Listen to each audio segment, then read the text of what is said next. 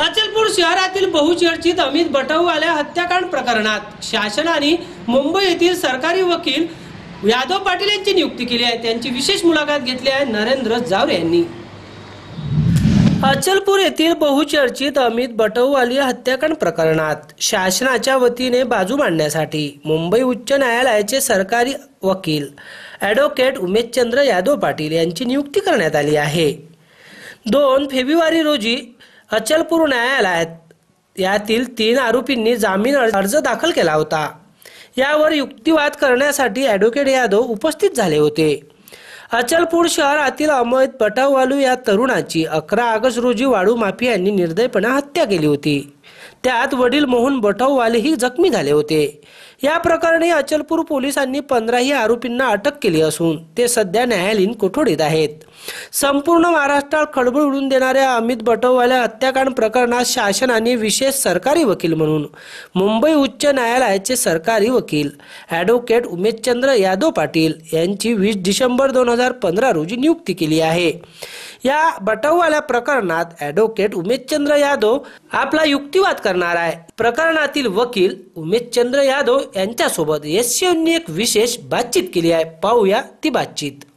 अचलपूर शहरात सर्वाधिक चर्चेत असलेलं अमित बटवले हत्याकांड 11 ऑगस्ट 2015 रोजी घडलेल्या हत्याकांडात मुंबईचे उमेशचंद्र यादव पाटील हे सरकारी वकील म्हणून विशेष यांची नियुक्ती करण्यात आली आहे। ते आज आपल्यासोबत आहे।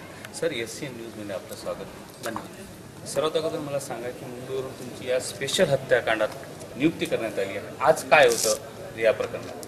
आज या प्रकरणातले आरोपी क्रमांक 5, 13 आणि 14 यांनी नियमित जामिनासाठी सत्र न्यायालय अचलपूर येथे अर्ज केलेला आहे।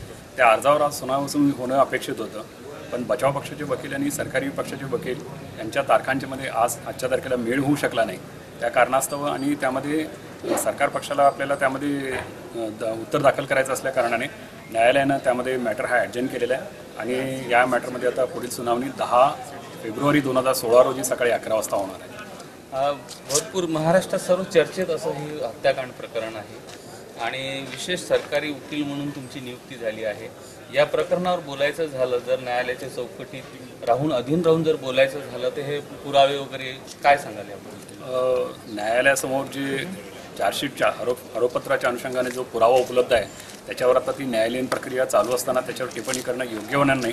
फक्त संक्षेपामध्ये मी असं सांगू शकेन की आता सरकार पक्षाकडे आरोपींना शिक्षा होण्याच्या दृष्टीने भक्कम पुरावा आहे, तो योग्य वेळी आम्ही न्यायालयासमोर मांडू आणि त्या पीडितांना आम्ही न्याय मिळवून देण्याचा नक्कीच प्रयत्न करू। आता विशेष सरकारी नियुक्ती म्हणून अकोल्याचं एक प्रकरण आहे तुमच्याकडे, अजून असे विशेष प्रकरणं कुठले सांगतील? महाराष्ट्रामध्ये इतर घडत असणाऱ्या इतर प्रकरणामध्ये सुद्धा शासनाने माझी नेमणूक केलेली आहे। त्यापैकी ठळक प्रकरण म्हणजे नगर जिल्ह्यामध्ये जवखेडा दलित कुटुंबातल्या तिहेरी हत्याकांड झालं होतं। त्या तिहेरी हत्याकांडामध्ये मी शासनाच्या वतीने विशेष सरकारी वकील म्हणून मी त्यामध्ये शासनाची बाजू मांडत आहे, सरकार पक्षाची बाजू मांडत आहे। धन्यवाद सर। धन्यवाद। या सर्व कार्याला आमच्या एससीएन तर्फे शुभेच्छा। धन्यवाद।